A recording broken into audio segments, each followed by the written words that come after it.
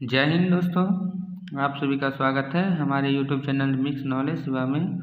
दोस्तों, आज हम हिस्ट्री से रिलेटेड 25 महत्वपूर्ण क्वेश्चन आपके एग्ज़ाम के लिए लेकर आए हैं, जो आपके एग्ज़ाम के लिए बहुत ही महत्वपूर्ण होने वाले हैं और आपको यह वीडियो में बहुत सारे नॉलेज मिलेगा।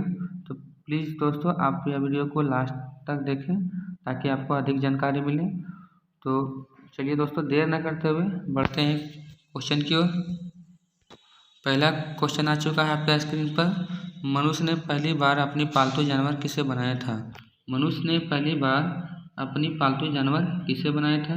4 ऑप्शन दिए गए हैं। ऑप्शन ए बंदर, ऑप्शन बी कुत्ता, ऑप्शन सी बिल्ली, ऑप्शन डी गाय। तो इसका राइट आंसर हो जाएगा ऑप्शन बी, कुत्ता। मनुष्य ने पहली बार अपनी पालतू जानवर कुत्ता को बनाया था। तो चलिए नेक्स्ट क्वेश्चन की ओर बढ़ते हैं। अगला क्वेश्चन है, मनुष्य ने सर्वप्रथम किस धातु का प्रयोग किया था? मनुष्य ने पहली बार किस धातु का प्रयोग किया था? ऑप्शन ए चांदी, ऑप्शन बी तांबा, ऑप्शन सी लोहा या ऑप्शन डी सोना। तो इसका राइट आंसर हो जाएगा ऑप्शन बी, तांबा को। तांबा का प्रयोग सबसे पहले मनुष्य ने किया था। चलिए नेक्स्ट क्वेश्चन की ओर बढ़ते हैं। अगला क्वेश्चन है, सिंधु सभ्यता की खोज किसने किया था? सिंधु सभ्यता की खोज किसने किया था?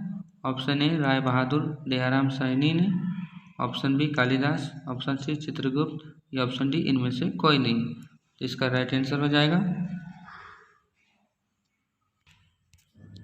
ऑप्शन ए राय बहादुर दयाराम साहनी ने। नेक्स्ट क्वेश्चन की ओर बढ़ते हैं। अगला क्वेश्चन है, सिंधु घाटी के लोग किस हथियार से परिचित नहीं थे?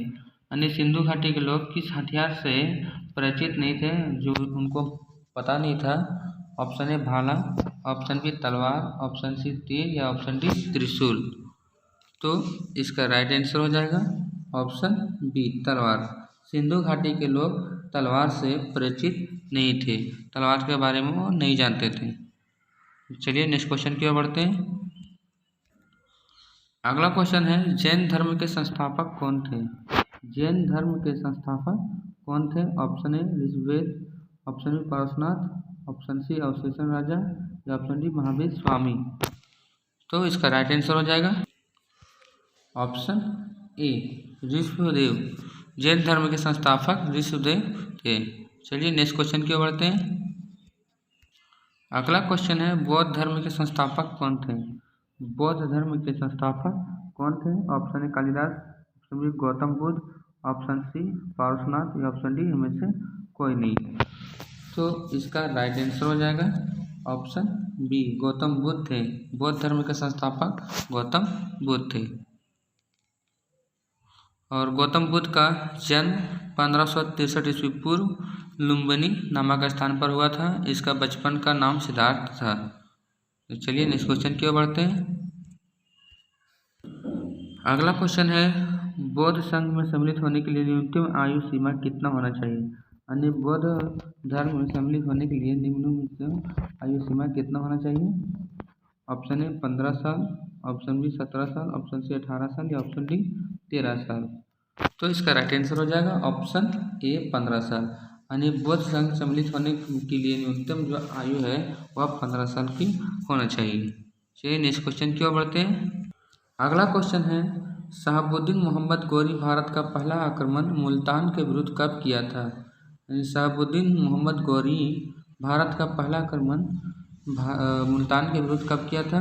ऑप्शन ए 1174 ईस्वी, ऑप्शन बी 1175 ईस्वी, ऑप्शन सी 1178 ईस्वी या ऑप्शन डी 1173 ईस्वी। तो इसका राइट आंसर हो जाएगा ऑप्शन बी, 1175 ईस्वी में मोहम्मद गौरी भारत पर पहला आक्रमण मुल्तान के विरुद्ध किया था। तो चलिए नेक्स्ट क्वेश्चन की ओर बढ़ते हैं। अगला क्वेश्चन है, गुलाम वंश की स्थापना कुतुबुद्दीन ऐबक ने कब किया था? गुलाम वंश की स्थापना कुतुबुद्दीन ऐबक ने कब किया था? ऑप्शन ए 1206 ईस्वी, ऑप्शन बी 1106 ईस्वी, ऑप्शन सी 1208 ईस्वी या ऑप्शन डी 1108 ईस्वी को। तो इसका राइट आंसर हो जाएगा फ्रेंड ऑप्शन ए 1206 ईस्वी को गुलाम वंश की स्थापना कुतुबुद्दीन ऐबक ने किया था। नेक्स्ट क्वेश्चन की ओर बढ़ते हैं। अगला क्वेश्चन है, कुतुबुद्दीन ऐबक ने अपनी पहली राजधानी कहाँ बनाया था? यानी कुतुबुद्दीन ऐबक ने अपनी पहली राजधानी कहाँ बनाया था? ऑप्शन ए पंजाब में, ऑप्शन बी लाहौर को, या ऑप्शन सी गुजरात को, या ऑप्शन डी इनमें से कोई नहीं। तो इसका राइट आंसर हो जाएगा ऑप्शन बी लाहौर को। कुतुबुद्दीन ऐबक ने अपनी पहली राजधानी लाहौर को बनाया था। तो चलिए नेक्स्ट क्वेश्चन की ओर। 11 नंबर क्वेश्चन है, मोहम्मद गौरी की हत्या कब दी गई थी?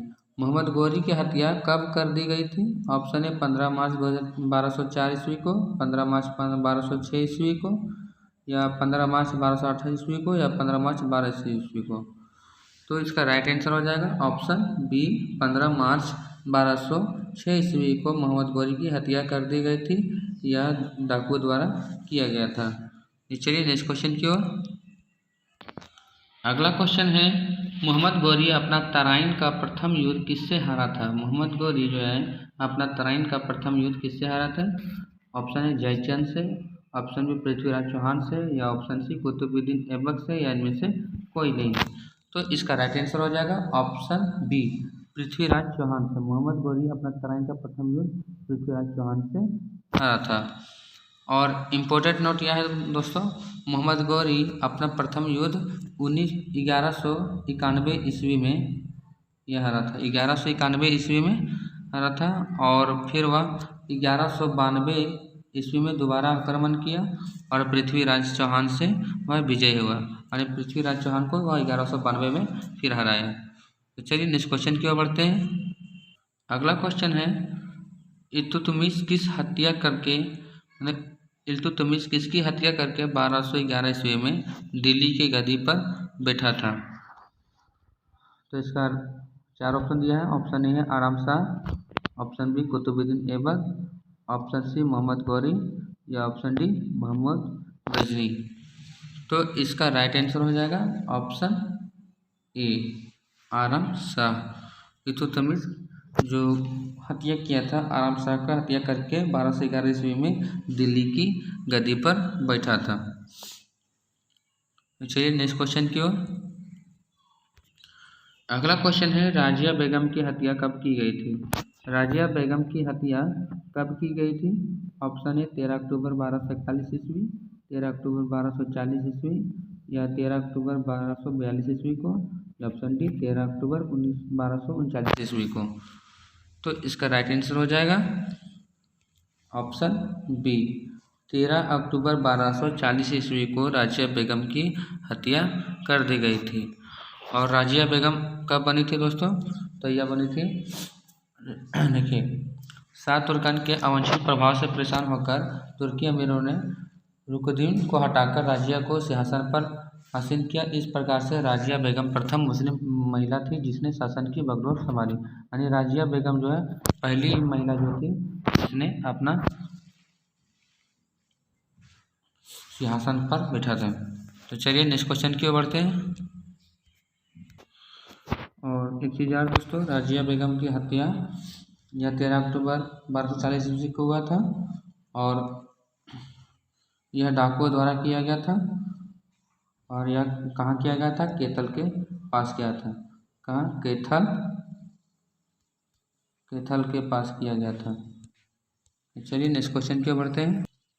अगला क्वेश्चन है, जामा मस्जिद का निर्माण 1470 ईस्वी में किसके द्वारा किया गया था? जामा मस्जिद का निर्माण 1470 ईस्वी में किसके द्वारा किया गया था? Option A Hussain Shah, option B Mohammad Ghori, option C Lodhi वंश, या ऑप्शन डी चोल वंश। तो इसका राइट आंसर हो जाएगा ऑप्शन ए हुसैन शाह द्वारा जामा मस्जिद का निर्माण 1470 ईस्वी में किया गया था। चलिए नेक्स्ट क्वेश्चन की ओर। अगला क्वेश्चन है, बाबर के आक्रमण के समय बंगाल का शासक कौन था? बाबर के आक्रमण के समय बंगाल का शासक कौन था? Option A Dilawar Khan, option B Nusrat Shah, option C Jahangir Khan, या ऑप्शन डी इनमें से कोई नहीं। तो इसका राइट आंसर हो जाएगा ऑप्शन बी नुसरत शाह था। बाबर के आक्रमण के समय बंगाल का शासक नुसरत शाह थे। नेक्स्ट क्वेश्चन की ओर बढ़ते हैं। अगला क्वेश्चन है, मुगल साम्राज्य का संस्थापक कौन था? मुगल साम्राज्य का संस्थापक कौन था? Option A Dilawar Khan, option B Jahangir Khan, option C Babar, या ऑप्शन डी नसीरुद्दीन हुमायूं। तो इसका राइट आंसर हो जाएगा ऑप्शन सी, बाबर। मुगल साम्राज्य का संस्थापक बाबर था। नेक्स्ट क्वेश्चन की ओर बढ़ते हैं। अगला क्वेश्चन है, बाबर ने भारत पर कितना बार आक्रमण किया था? बाबर ने भारत पर कितना बार आक्रमण किया था? ऑप्शन ए 4 बार, या ऑप्शन बी 5 बार, या ऑप्शन सी, सॉरी दोस्तों डबल हो गया, 6 बार, या ऑप्शन टी 3 बार। तो इसका राइट आंसर हो जाएगा ऑप्शन बी, 5 बार। बाबर ने भारत पर 5 बार आक्रमण किया था और बाबर ने भारत पर पहला आक्रमण 21 अप्रैल 1526 ईस्वी में किया था। यह युद्ध पानीपत में हुआ था। इससे इब्राहिम लोदी को बाबर ने हराया था।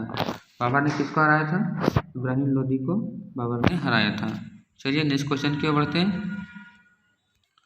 अगला क्वेश्चन है, बाबर की मृत्यु कब हुई थी?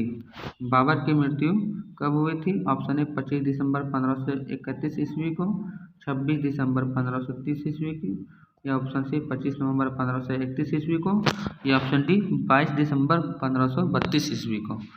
तो इसका राइट आंसर हो जाएगा ऑप्शन बी, 26 दिसंबर 1530 ईस्वी को बाबर की मृत्यु हुई थी।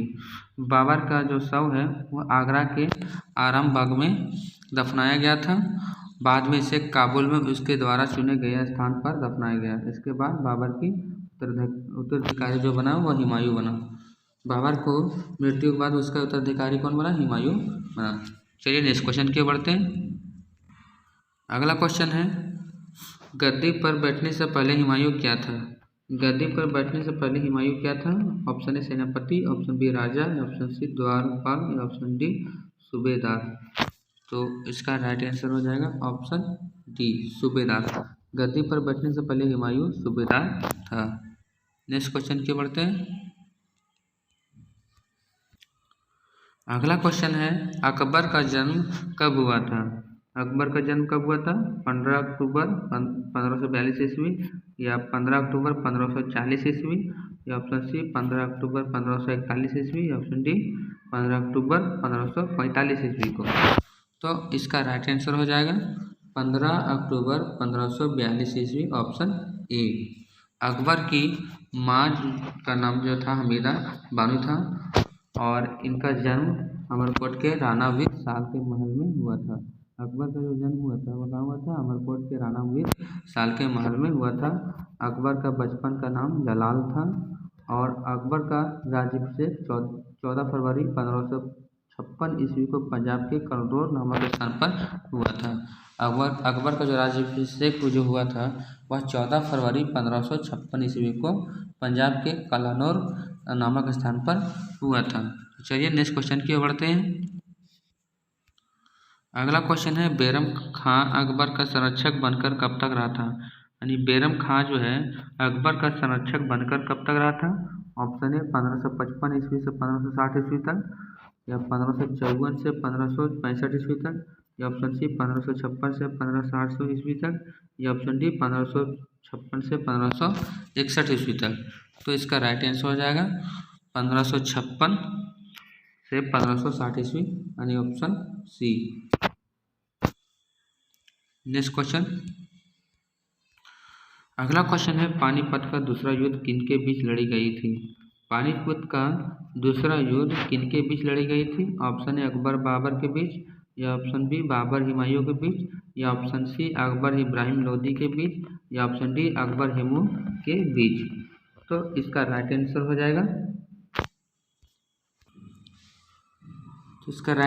जाएगा ऑप्शन डी, अकबर और हुमायूं के बीच लड़ा गया था पानीपत का दूसरा युद्ध। और यह लड़ाई कब हुआ था? 5 नवंबर 1556 ईस्वी को लड़ा गया था। चलिए अगली क्वेश्चन की ओर। अगला क्वेश्चन है, जो हल्दी घाटी का युद्ध कब लड़ा गया था? हल्दी घाटी का युद्ध कब लड़ा गया था? ऑप्शन ए 18 जून 1576 ईस्वी को, या ऑप्शन बी 15 जून 1571 ईस्वी को, या 17 जून 1576 ईस्वी को, जो 18 जुलाई 1576 ईस्वी को। तो इसका राइट आंसर हो जाएगा ऑप्शन ए 18 जून 1576 ईस्वी को लड़ा गया था हल्दी घाटी का युद्ध। नेक्स्ट क्वेश्चन की ओर बढ़ते हैं।